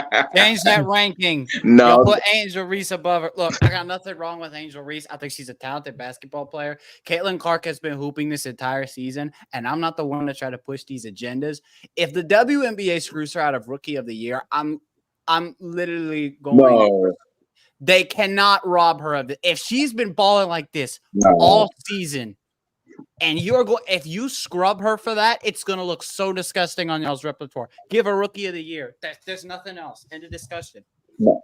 Rookie of the Year race is over. WNBA. I don't think the WNBA. I don't think the WNBA is that dumb. This race is over. This race is over. I feel like this race has been over. Honestly, the last month and a half. Really, since like they came back. Say like the last month and a half. Rookie of the Year race has been over. Now I'm still the proponent of to win MVP from Asia Wilson. Caitlin Clark's got to. I mean, she's playing well, but I mean, she has to literally enter God mode to take the MVP away from Asia Wilson. I still feel like Asia Wilson is going to win the MVP because I get the winning. But even with the winning, the Vegas Aces are still too good of a team to stay struggling. And I feel like Asia Wilson still has a few of those ridiculously sick games in her left to where I don't think even a hot streak like this and Caitlin Clark playing out of her mind is going to take the MVP away from Asia Wilson. Now I do agree that if they win those games back to back, you definitely have to have some discussions. But I do still feel like in terms of I still feel like as far as a matchup for the Indiana Fever, I still think the Vegas Aces from a matchup perspective should still give them hell because of what they can do on the inside and the outside. With a player like Asia Wilson, then on the outside with a player like Kelsey Plum, I still feel like the Vegas Aces should give Indiana Fever so much hell and should still give them matchup nightmares. Even though the Indiana Fever are playing great ball, Aaliyah Boston, like Champ mentions, she's a former Rookie of the Year. I mean, she's an awesome player. And I mentioned Kelsey Mitchell. She is the perfect complement to Caitlin Clark in that backcourt. With Caitlin Clark being the playmaker, being the initiator that she is, having a pure shooter like Kelsey Mitchell only helps. It only helps Caitlin Clark. I think folks need to kind of, as much as we love seeing Caitlin Clark ball in that backcourt, they need to put a little more respect on Kelsey Mitchell's name. That girl can play some ball. But the Rookie of the Year race is beyond, I think, over at this point.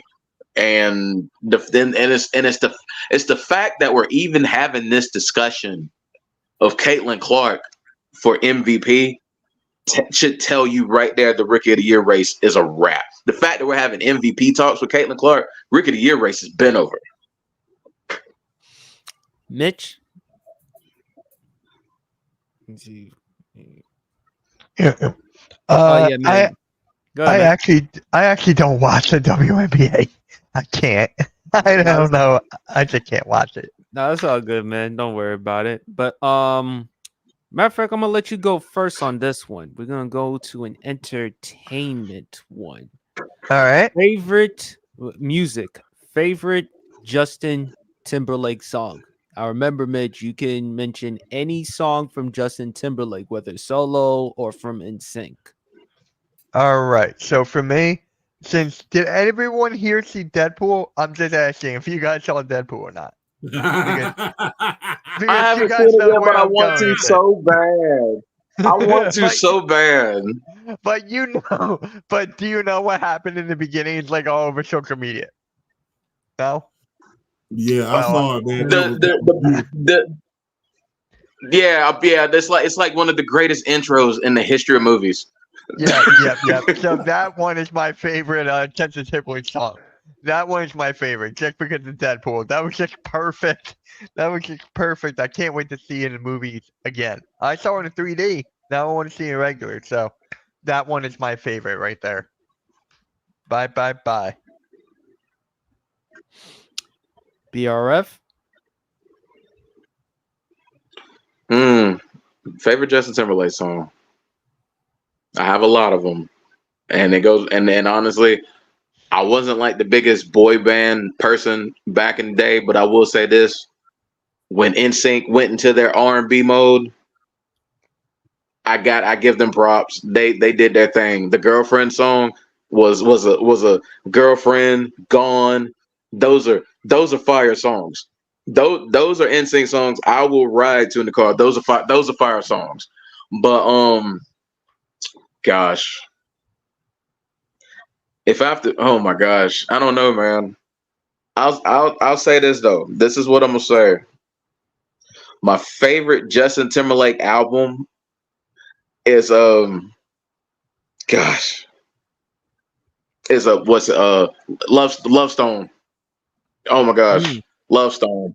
Oh, that is one of Future Sex Love Sounds. Future Sex Love Sounds. That is one of my favorite albums. That album, that is a for me. That's a no skip album. That was a no skip album for me. I love that album. He has so many good songs. My favorite song, my favorite Justin Timberlake song of all time, "What Goes Around Comes Around." I love that song. I love that song. I love that song so much. That is a great song, and my favorite part of the song is like the extended version. Like when they put the Timberland when he puts the look when he has a little, the little, I guess, the little outro at the end of the song.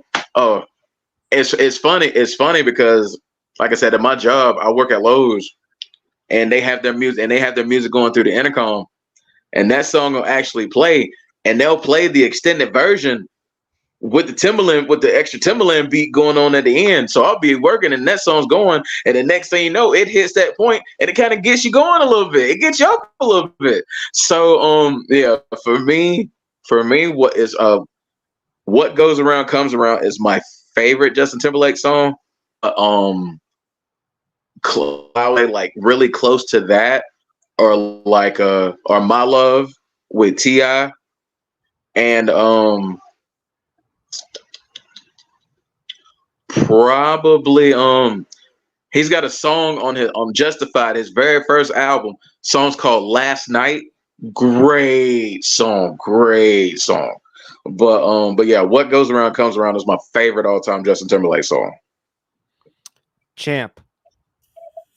Man, look, I'm just gonna put it out there, man. I was a huge Backstreet Boys fan, and I was an NSYNC fan, man. And I ain't go as far as have all the posters on the wall and stuff like that. But the thing is, I had CD. You had the school I went to, you could be going around here singing bye bye bye. Shout out to Marshall Middle School, shout out to the Farley homes. So, if you're from Columbus, you know what I'm talking about. The school I went to in middle school when I was a child, you couldn't go there and tell us, so hey, you listen to the Backstreet Boys album, you gonna get, but hey, no dance pool routines from a champ. no dance pool routines. Nah, I ain't doing all that. But Bye Bye Bye was one of them, because I did actually do that. I did actually put that VHS tape in and try to record it and try to, do the steps to it, try to learn it. I got I ain't got no rhythm. I'm just gonna keep it all the way 100 with you. I ain't got no rhythm, so it took me about 100 tries to finally try to get it right. But Bye Bye Bye, and look, man, my favorite song by Justin Timberlake band has to be Suit and Tie.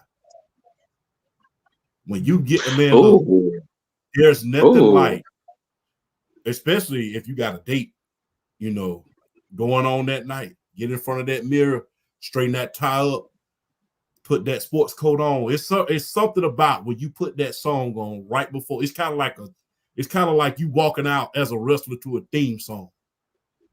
Like, try it one time. I mean, it's epic. You know, ask Alexa to play it. So the thing is, it's like, put that on, put that sports coat on, put that suit on, put your Stacy's on, or your Christians on, whatever you kind of shoes you put on, put your best suit of clothes on. And listen, and while you getting dressed, brushing your hair, you know, getting your hair done, doing whatever, listen to that song, man. And I guarantee you, when you walk out and go on that date or wherever you going, black tie affair, you know, all white affair, whatever party you going to, I guarantee you, you're gonna walk into that place with swagger, with even more swag than you got. You know what I'm saying? Confidence on 1,000. Yeah, I mean, a swag on 100,000 trillion. Suit and tie, and I have to say this, man. I'm tired of using technology with 50 Cent. Yeah. Those two songs, man, I kind of feel like, look, when it comes to guys like Justin Timberlake and Kobe, God rest his soul, and, you know, guys who were like in boy bands and stuff like that, guys who were coming up, I feel like I grew up with those guys.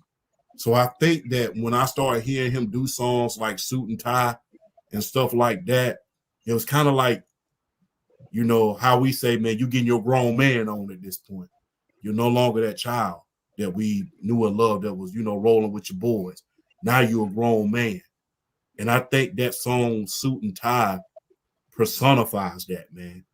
You know, especially with him, you know, being with Jay-Z during that time. Hey, man, when that song came out, man, look, you got to remember, when that song came out, all of us was going to the club in business casual.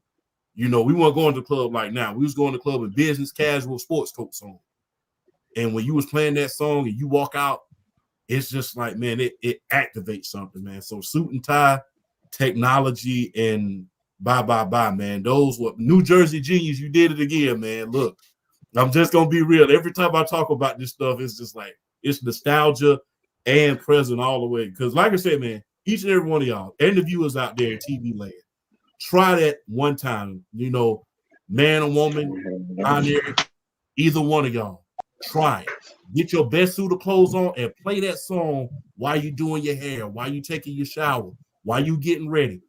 And right before you get ready to walk out, play that song one more time. I guarantee you it's going to activate something in you, man. I got a gang load of Justin Timberlake songs I listen to. Rock Your Body. One of my favorites is Senorita. Anytime when you're in the dance club or whatever and you see a beautiful, fine woman out there, you going to start playing that song. Like, you are going to play some Senorita. The other songs from his sophomore album, Summer Love. I love Summer Love. The beat, Until the End of Time, the one with Beyonce. That track, especially with the vocals between Justin and Beyonce, them two together, marvelous. So Justified, man, that I love the album. That was great. Cry Me a River, and shout out to the great Timberland, man. Of course, man. His beats. Chad, you put me on game when you talked about Pastor Troy. So hey, man, I got to give you kudos on that one. Whoa, hold on. Champ got you on P3? Yeah, he mentioned it on my pod. We did a start bench and cut with Timberland, Swiss Beats, and Jermaine Dupri, and he mentioned Pastor Troy. Yeah, because you know that song, Are We Cutting In? And that song, Are We Cutting In? That put, I mean, look, we all know, we knew Pastor Troy. Me and you, BRF, we knew Pastor Troy. Matter of fact, funny story about Pastor Troy. They banned all his songs in Columbus, Georgia. They banned all his songs in Columbus, Georgia. So I actually got to meet him. I actually got to meet him a few years ago. Yeah. He okay, so I live in Madison, which is basically Morgan County. So that's Madison, Madison, Little Buckhead, Rutledge, and all that. So they had this club in Rutledge like a few years ago. It didn't last long, but it was called 20 East. And they actually got him to perform at that club. And I actually was able to get to talk to him and meet him. And I think that was like one of the coolest things ever. PSP, welcome to the right side of life, my man. Because let me tell you something. Pastor Troy is one of the most underrated rappers, not just in Atlanta hip hop, not just Georgia hip hop, but hip hop period. And I hated that Are We Cutting is really the only song he had that really went like mainstream, because Pastor Troy, Champ will tell you, that man got banger after banger after banger after banger. That man got a catalog. So the fact that he got you on Pastor Troy, salute, Champ. You did the world a good deed. Getting that man on Pastor Troy. I'm telling you. Words of Champ, great minds think alike. Great minds. Hey. Oh man, I'm proud of both of y'all, man. Cause let me tell you something, Pastor Troy music got me through some dark times, boy. So shout out. Hey, like I said, they banned all his songs at all the clubs in Columbus, Georgia, man. So, hey, and look, and ironically, the year after, I think it was like months after they banned all his songs down here in Columbus because of various reasons, he came out with the song Just to Fight. So I wonder if he knew about that. So I wonder if he knew about that. The fact that they banned his songs for obvious reasons, and then he made a song for the obvious reason they banned his song. Oh yeah, yes, he knew. Yeah, my generation know about all his songs being banned in the clubs in Columbus, Georgia. It was for various reasons. And then months later, he came out with Just to Fight. So that was a crazy thing. But man, that was great, man. But Justin Timberlake though, great songs, man, great career. It definitely shows you a lot how to go from a boy band to having your own solo career and the success, man. By the way, Champ, if I go to an event with suit and tie, I will be playing that song before I hop on to the party. So I will do that out of courtesy of you. But fellas, last topic before we wrap up the show. Wrestling. Favorite Randy Orton moment. I will go first. I would have to say him being babyface in 2004. Because when he won the championship at SummerSlam, remember how Evolution turned him down? Remember how they betrayed him, how they attacked him? And when Randy Orton was about to give Triple H the belt, he spit at him. And remember how he chased Triple H and Evolution, Batista, Ric Flair with the sledgehammer? Remember that? And Randy Orton had some mic skills. I there was one in which he said something about the big dog and the Usos. I don't know if I can say that. I think y'all remember shit. Oh yeah. I think you know exactly what I'm referring to. Mitch definitely knows exactly as well. Something about letting something out the yard. That's all I'm gonna say. Yeah. And of course, and shout out to Triple H. I don't know how he does it with anyone talking about his family, particularly with Stephanie, his wife. But man, like, remember, I brought up CM Punk. Remember when he did? You don't wear the pants in the house, but you wear her panties. I still laugh at it to this day, though. I'm sorry, man. I'm just getting out the word of CM Punk. Am I lying? No, you ain't lying. But BRF, you said it yourself. Triple H, he's special because again, not only as a creative, but in terms of how he's able to like deal with it, because it's not easy to be talking about someone's family like that, especially the wife. Yeah. Cool. You go pop the trunk about stuff like that. Where I'm from. There you go. You start talking about folks' wives and kids and stuff like that. Somebody go pop the trunk on you. So and I ain't talking about to get the spare either. So Yeah, and exactly. of course, I forgot one more with Randy Orton, him and Taker. BRF and I talked about it with favorite Undertaker moment, the promos with him and Taker. Especially how when Taker was playing mind games with Randy Orton, and how the father of Randy Orton, Cowboy Bob Orton, how they got involved. And remember when Randy Orton used, rest his soul, Eddie Guerrero's low rider and attacked Undertaker. So I mean, there's been a lot of great moments with Randy Orton.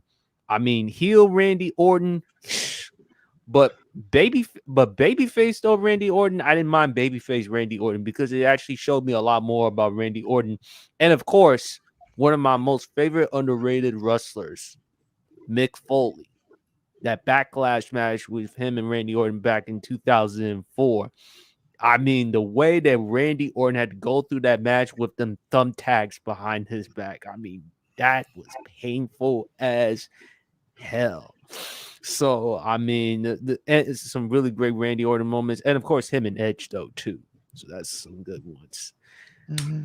Champ, favorite Randy Orton moment? I hope I didn't steal your thunder. no, man, but you took some good ones, man. Number one, see him becoming the youngest heavyweight champion of all time, beating one of the all-time greats, regardless of, the controversies that happened. Because people don't remember that year, the person that he beat won. I mean, he started with his story. That year was the year of CB. From the Royal Rumble to WrestleMania, the Backlash, beating Triple H in an Iron Man match, beating Kane when he was arguably at his most dangerous. I mean, and everybody, it was just a foregone conclusion. And at least I thought, we all know that wrestling is not like other sports. We're not going to use certain words when it's choreography. Mm-hmm. But I almost knew this dude about to beat Randy Orton to sleep. I didn't even watch half the match. I caught it on the back end, even though I paid for the pay-per-view. I'm like, he finna get mashed, and next month we're gonna see, it's gonna be another rematch between him and Triple H or him and Shawn Michaels. For him to beat him at his peak says a lot about how much trust they had in you at that moment. I mean, because if you really, really look at it, him and CB had the same caliber of a year. They had two of the biggest years you ever want to see. Randy Orton with the Rocky Sock connection, beating Mick Foley, winning the Intercontinental title, finally overcoming the hardcore legend. I mean, with the thumbtacks in his back, and then finally making it to the pinnacle in order to step out of the shadow of evolution in order to become the youngest world heavyweight champion in history. We all knew that it was only a matter of time because back then Triple H didn't take too kindly of people trying to take his title. It was like breathing to him. But for him to be doing that on the grander stage during that year, that was nothing short of spectacular. Another one, man, look. Another one has to be with the Undertaker, Hell in the Cell. The Undertaker, Hell in the Cell, because that was spectacular. That was spectacular as well. For you to beat the Undertaker in a casket match, for you to redo what Kane did in Royal Rumble 1998 and set the casket on fire. And that was one of the biggest storylines ever. And at the end, the Undertaker taught him a lesson. Hey, this is what happens for those who try to look into the eyes of the dragon. If you really look at history, only one person that Undertaker couldn't teach a lesson to, and that was Brock Lesnar. For everybody else, hey, when you face the Undertaker, you went to the woodshed. And guess what? He hung in there with him, man. He beat the Undertaker in a casket match. And that's his match. That's his match. To beat the Undertaker in a casket match, that's nothing short of spectacular, man. So, hey, Randy Orton, one of the greatest heels, one of the greatest superstars, arguably, of all time. Evolution. For them to come from that big faction, past, present, and future, to those two guys really coming into their own. And not only that, man, give Triple H a lot of credit. Revived Ric Flair's career. Remember the cage match they had at Taboo Tuesday? Mm-hmm. So, big ups to Triple H, man. You saw you saw a preview of what we're seeing now in his writing style and how he can, carry a program. You saw a little bit of a preview with that, with Evolution and with Randy Orton in particular, coming into his own very, very early in his career. And not only that, although he lost the title a month later at Unforgiven, because, it's been documented that, Randy has some immaturity issues. And when you're on top of the world at 23, hey, guess what? You're going to have them. You think you the best thing since hot chocolate. So you're going to have some immaturity issues. You're going to mismanage yourself. So for him to overcome that and be as big as he is now, being one of the biggest heels, arguably, in wrestling history, I put him right up there in top 5 heels. He's up there. So, hey, big ups to Randy Orton, man. Big ups. Man, and especially to Triple H, which is why BRF has said he better get a shrine for the Hall of Fame. He better get his own category for the Hall of Fame at some point. Triple H, if anyone who deserves it, it should be him. Mitch, what's your favorite Randy Orton moment? So I got a few. One, the curb stomp into the RKO against Seth Rollins at WrestleMania. That is arguably the best RKO in history. So there's that. You got Randy Orton punting John Cena's dad. No one does that nowadays, man. No one does that. Now, they may go into something like that with Netflix in January, so I can see something like that happening then. You got RK Bro, right? Randy Orton and Matt Riddle. That's the other one. And not a lot of people talk about this, man. Not a lot of people talk about this. Randy Orton and Bray Wyatt.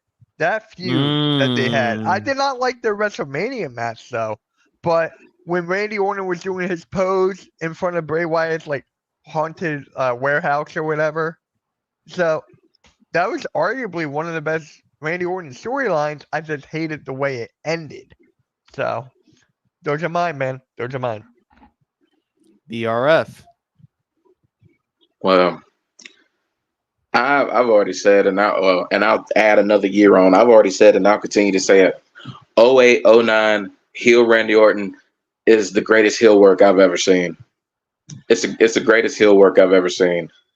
Whether it was punting all the McMahons to the feud he had, even though the WrestleMania 25 match it underachieved greatly, the feud leading up to it was one of the greatest things I've ever seen.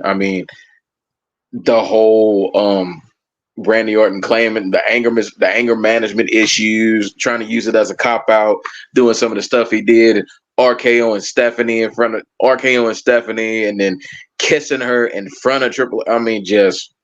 Just oh my God, the heel work was just there are very few heels that I watched that literally made me want to get in my car, drive to the arena and beat the hell out of them myself. But 08, 09, Randy Orton was one of those heels that make you want to just jump through the TV and just do something to him. He was that evil. But as far as my favorite moments, okay.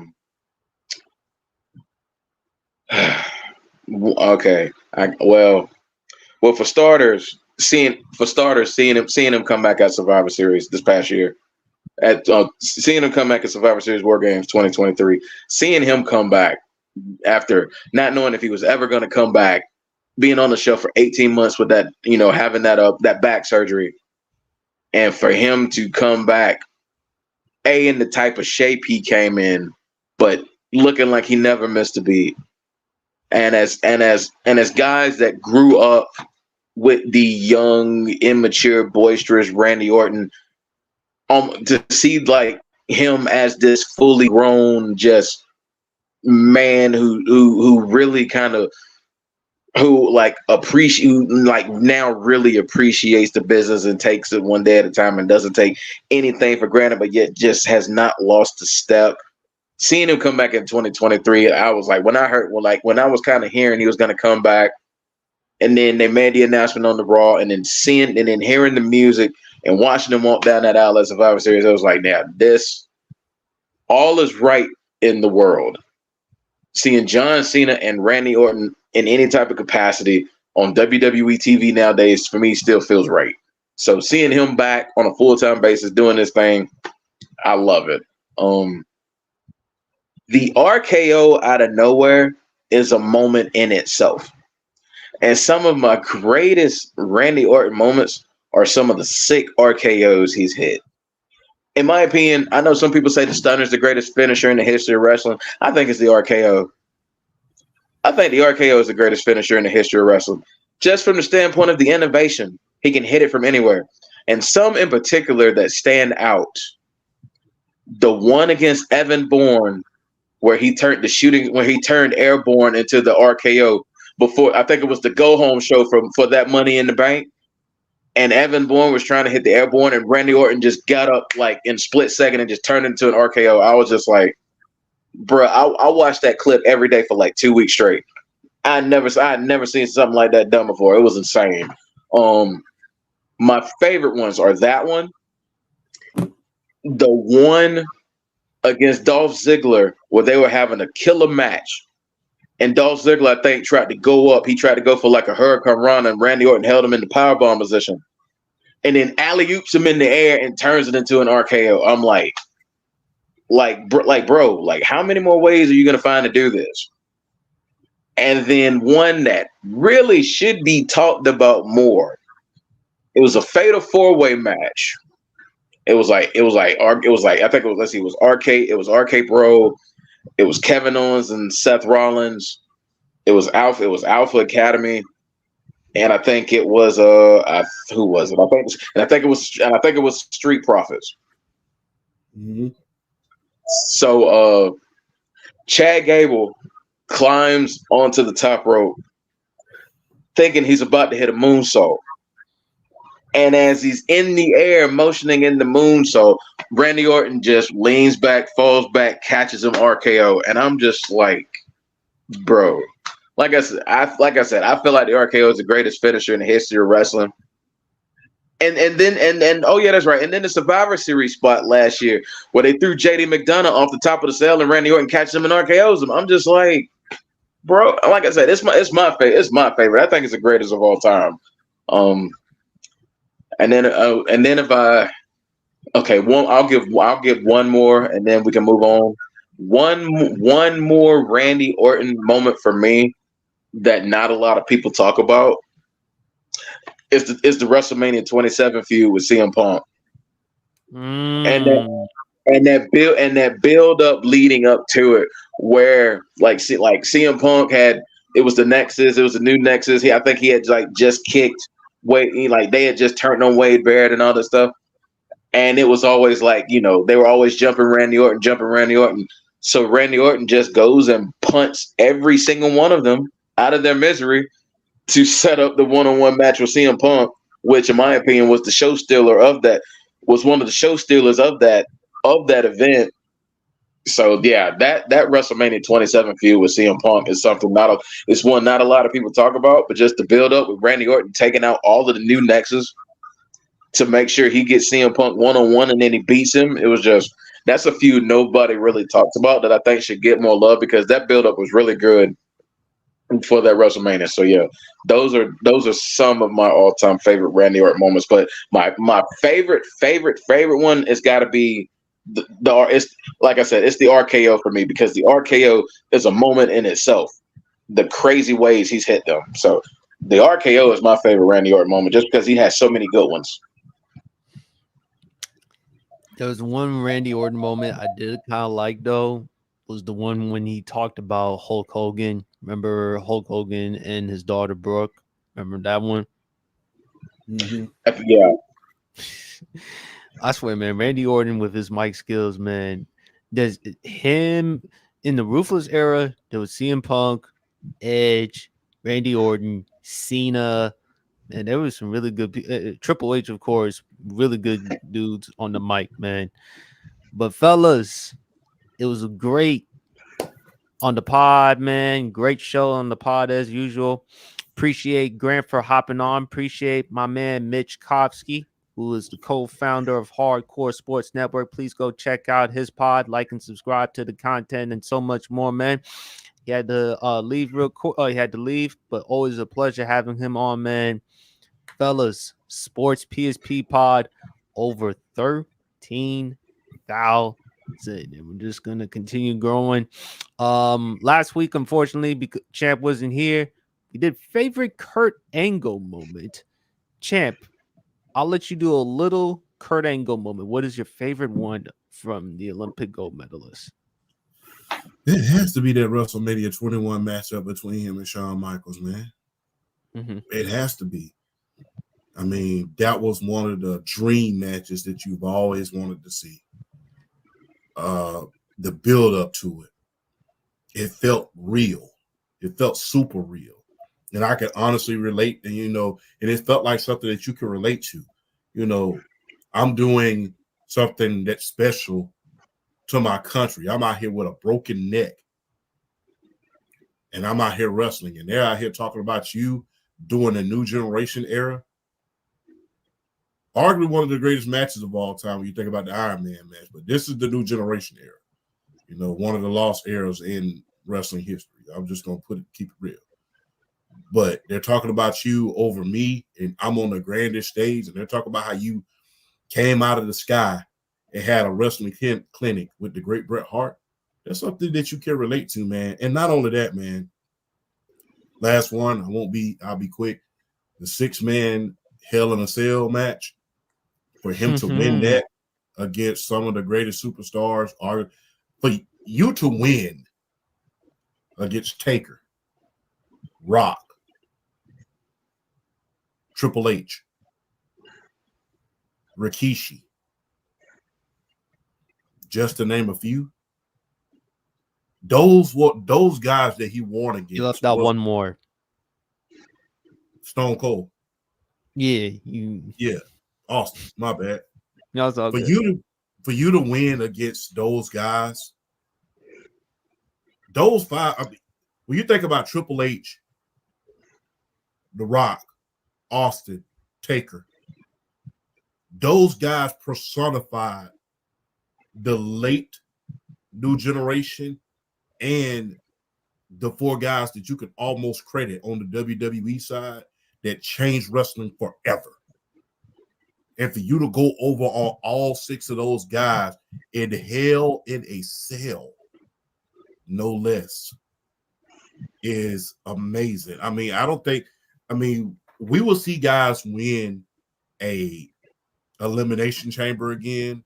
We'll see guys win everything again, any type of match again. We'll see guys, I don't think we'll ever see an Inferno match ever again or a Buried Alive match ever again, but we'll see guys win matches where the odds are just seemingly against you.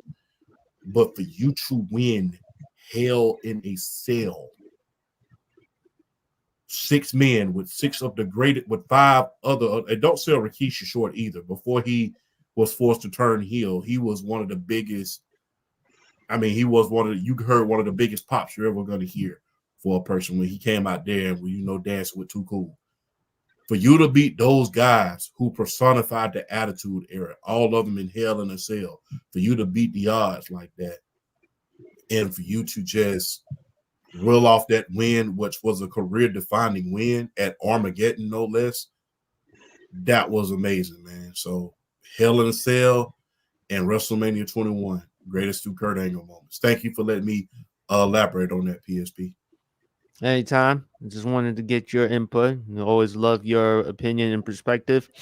Again, like I would say the rivalry between he and Eddie Guerrero, God rest his soul. I mean, WrestleMania 20, SummerSlam 2004.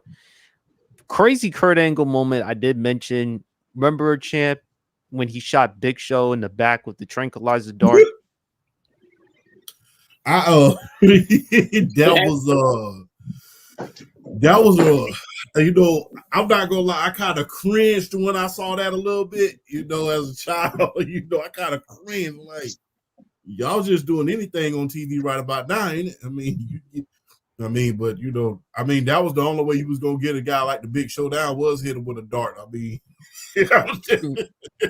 that's a big dude. That's a lot of size and girth right about there, you know.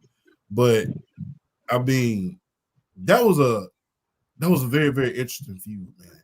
And let's not forget earlier before that, you know, Big Show got him, and you know, with the Torrey Wilson incident, you know. Oh yeah, man, I don't want to. Yeah, I didn't want to go into it, but you get what I'm saying, you know. No, but Hot Take Kenny already mentioned it last week on the show, just in case, don't worry about it. Yeah. But I'm gonna give y'all some homework for next week for favorite music song from the great Alicia Keys. So we're gonna do favorite Alicia Keys song for next week, and for wrestling, I'll tell y'all in another time. But don't worry, we're gonna have a great show next week, just like we have it now, and just like we've always had on the Sports PSP pod. And fellas, final words. Always a privilege, a pleasure, and an honor. Congratulations to you on almost. We're gonna speak life into this, man. We speak life into everything. Always think one step above. Hey, congratulations on 14,000. We're just gonna speak life into that. It's already done. Always a privilege, a pleasure, and an honor to share the stage with both of you, man. Appreciate the opportunity in order to be on your platform, you know, so people can see myself, and so I can team up with you, man. You the first person I will always give you credit to ever invite me to a podcast, and ever since then it's been clear sailing. So, you know, I appreciate that, man. And BRF, man, hey, I'm gonna just be real. Last night, you put on the show, man, especially with that baseball segment, man, because, hey, check it. Hey, go to the Undisputed GOAT podcast and check out that last segment with him and Flash. That is something special, man. That I watched that like 3 times when I was at work, bro. BRF, man, final words, man. Man, and PSP, man, it's always fun getting on here with you, doing what we do best, man, and talking sports and having fun. It's always a pleasure. And it's like I said before, the way Champ gives you props for putting him on the map, Champ put me on the map with those TikTok lives after football Sundays. Champ put me on the map. And I'm owing him a lot, you know, with him spreading my name out, getting into you, and you invite me on. And it's just like one, you know, just I just feel so many good things coming out of this for all 3 of us. And I mean, it's an honor being on here. I'm telling you, man, I already love both of y'all like brothers, man. It's amazing what things will do when you got the right people around you.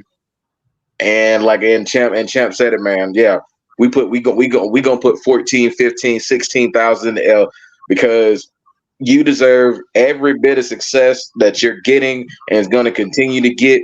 And Champ, same with you, because I know that podcast with you, me and Flash, we gonna blow up. I'm speaking it into existence. And it's like I always say, and I'm gonna continue to say it, because I roll by it and I live by it through my podcast. And that is a topic not thought about, is a topic not talked about. And we're gonna continue to strive, and we're gonna continue to push forward, and we're gonna continue to give some of y'all the best content on this app, bar none, because this is what we do. thank y'all so much. Thank y'all for just giving me the opportunity for showing myself and just kind of spreading my knowledge out there, and just showing people, hey, I can do this. Champ's a master at this. Sports PSP's a master at this. We all can do this, and we're gonna continue to do this. So shout out, y'all, my brothers in this, and we gonna keep it moving. Absolutely. Stay tuned, folks, for next week's episode of the Sports PSP Pod. Also, go check out some big time college football. And Thursday night, rematch of the AFC Championship game between the Baltimore Ravens and the Kansas City Chiefs. So, BRF, world champ, and of course, Sports PSP is going to talk. Shout out to great other content creators as well. Grant. Shout out to Broad. You want to say something, BRF? Yes, I do, and I kind of want to I hate putting like a somber note on this, but even though we don't talk a lot about hockey, I want to send prayers and condolences to the family of Johnny Gaudreau, winger for the Columbus Blue Jackets. Him and his brother was unfortunately lost their lives in an accident by a drunk driver. I just want to send prayers and condolences to the family. That man was only 31 years old, but he was coming into his own as a really, really good winger and a really, really good hockey player. So I definitely want to send prayers and condolences out to his family, because you hate hearing about tragedies like that. And I just kind of wanted to get it out there so the public can know, so they can go to the Columbus Jackets page, whether it's Twitter, whether it's their IG, show that franchise some love, because they lost one of their bright lights of that franchise, man. So send the Columbus Blue Jackets love, send the Gaudreau family some love. Just let them know we're thinking about them. Yes, Absolutely, will do. Appreciate you for mentioning that, BRF. Fellas, always a pleasure having y'all on the pod. The audience, y'all enjoy the rest of y'all weekend. Y'all enjoy some college football, whatever it is that y'all doing. I know I'm gonna be enjoying myself watching some college football, having me a good margarita or two. But always a pleasure, man. And again, we're not gonna stop. We're gonna continue to grow with the podcast, and we're gonna do great things. Like I said, next week, favorite Alicia Keys song. So stay tuned on that. And we got so much to look forward to for the podcast. And y'all know where to follow me at, folks. Sports PSP. Like and subscribe to the YouTube channel. Follow me on IG as well as TikTok Sports PSP3. The latest episode, favorite Kurt Angle one, is out right now. I'll put out some more content later tonight or tomorrow. And enjoy the rest of y'all weekend. And we is out. Peace.